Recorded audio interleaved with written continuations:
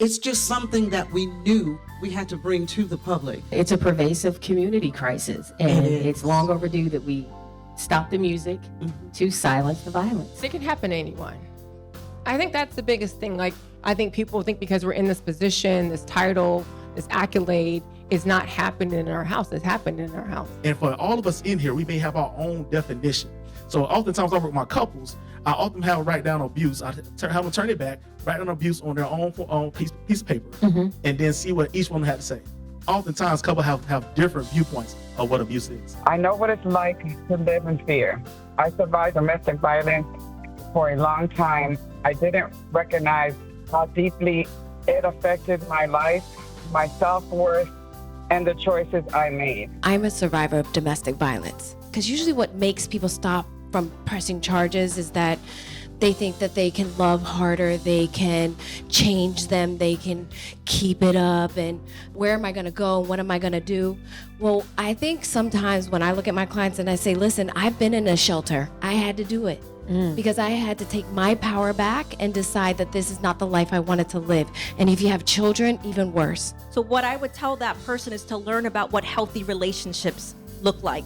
Because when we learn about what healthy relationships look like, they can be the pillars. How, as a mother, do you navigate or encourage them to move forward when you know that you see the signs of what it can be? The first thing is to get a community and feel like you don't have, and to not feel like you have to do it alone.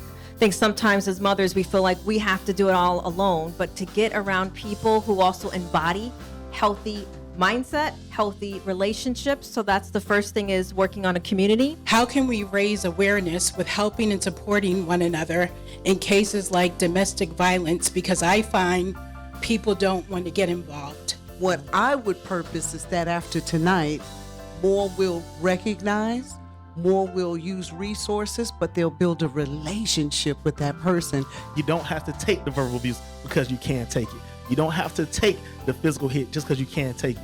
And deciding to leave something that is unhealthy is not weakness. I went back to counseling. I was like, listen, I think I got it figured out, but now I got to figure out how to not unload my baggage, not to get in the way for, I'm not blocking somebody that wants to leave the room when I'm feeling abandoned. Like, how do I operate in that space? We pray tonight if there's just one woman out there tonight who's willing to take the steps forward with courage and conviction to step out of an abusive situation, that they would do it.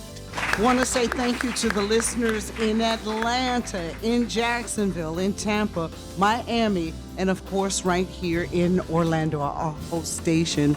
And thank you to you all, our live studio audience. Yes. Stopping the music to silence the violence. From our Just Call Mo Injury Attorneys Performance Studio, thank you for joining us tonight. Have a great one.